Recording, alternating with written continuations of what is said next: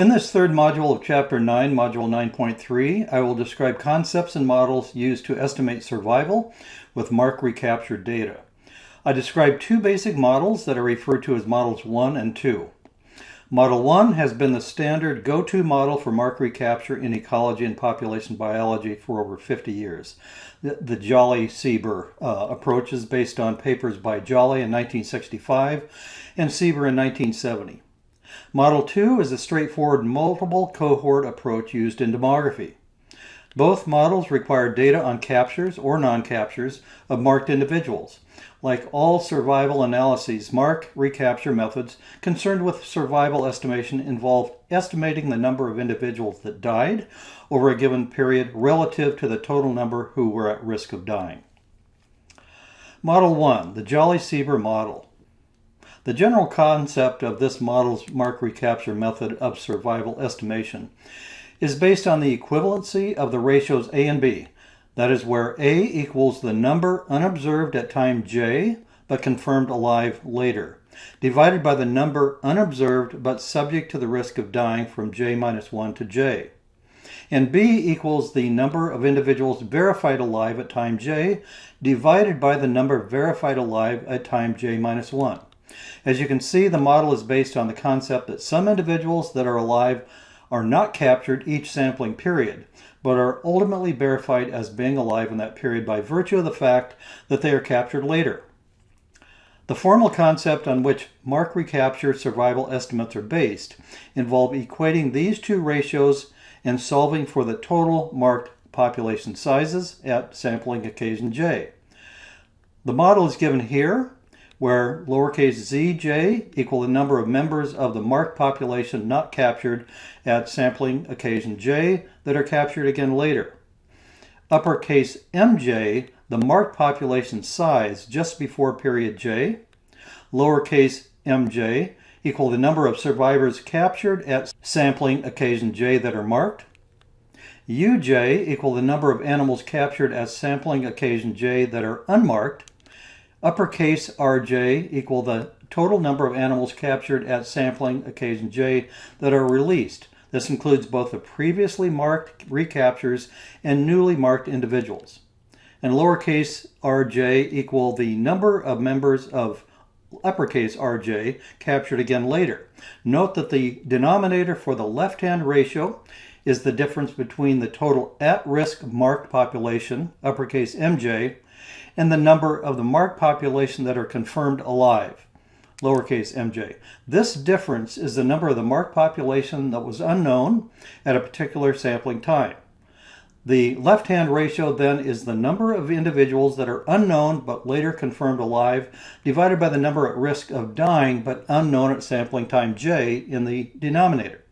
The right-hand ratio is the observed fraction marked and recaptured relative to the total number that were marked and released.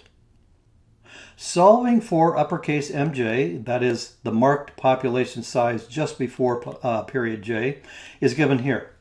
These values, along with uppercase rj, are then used to compute the estimated probability of survival from period j to j+1, denoted phi j.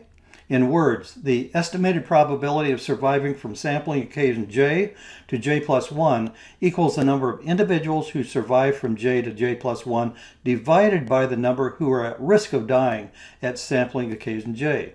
This number at risk in the denominator is the sum of the total number captured that were then released and an estimate of the number who were alive at sampling occasion j but were not observed alive through subsequent capture. Note that this is the estimated or apparent probability of survival because it does not account for animals that may have emigrated from the study area and thus who are not available for recapture. Here is a table with the original Mark-recapture data for a European dipper. The first column contains the capture history sequence. The next 7 columns contain the data for the sampling occasion involving the sequence of zeros and ones pertaining to the specific sampling occasion on whether a marked individual was observed, that is equal 1, or not observed, equal 0. This next column contains the number released in a given year, and the last column contains the year. As an example data entry, consider the subset of data in the table for 1981 and the 22 individuals that were marked and released that year. The first 6 numbers of this bottom row shows the 6-year sequence of captures denoted by the 6 ones that are followed by a non-capture year denoted with a 0. The very last number in this row, that is 1, pertains to the single individual of the 22 marked that this sequence pertains to.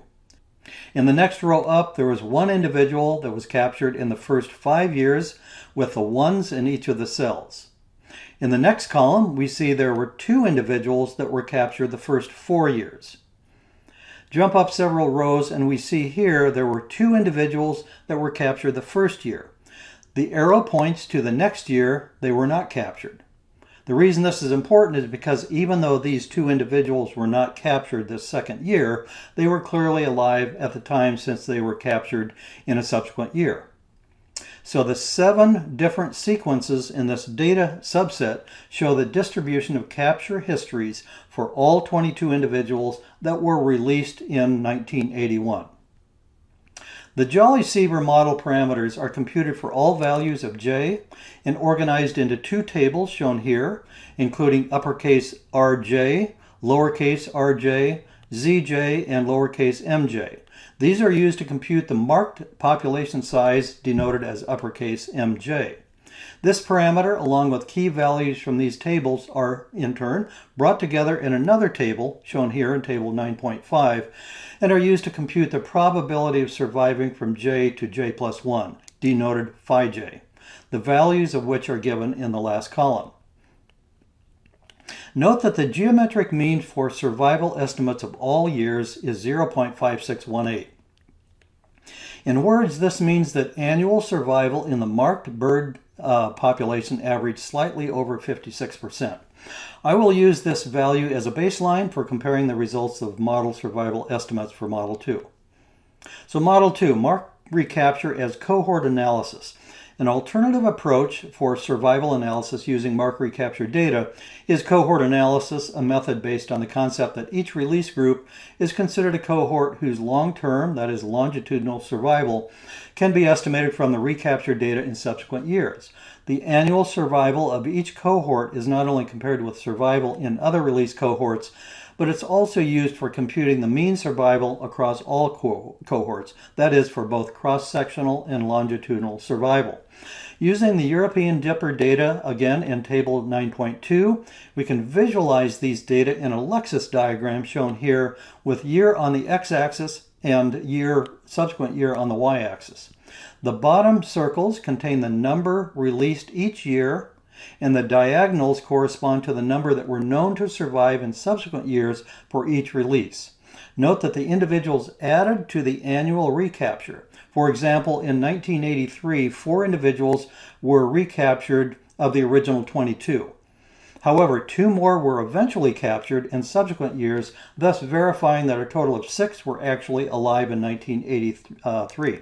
The same concept holds for the 1 recapture added to the 4 that were captured in 1984. Note the number released from 1982 through 1987 includes newly marked individuals as well as marked individuals that were recaptured but then released that year. 2 estimates of annual survival can be derived from these data. The first are the longitudinal survival estimates based on the number of recaptured individuals post-release. The second survival estimates are cross-sectional that are computed from the period rates for each year post-release. Both the cross-sectional and longitudinal data can be arranged in a table as shown here, with time in the first column, year for the next 2 columns, including number alive at time t, and then the probability of survival at each time for a given released cohort. This arrangement applies to all years. The numbers in the very bottom row correspond to the geometric mean for annual survivorship each year, and the last column contains the geometric means for the cross-sectional estimates of each post-capture year. The very bottom number represents the geometric mean of these means, equals 0.5547.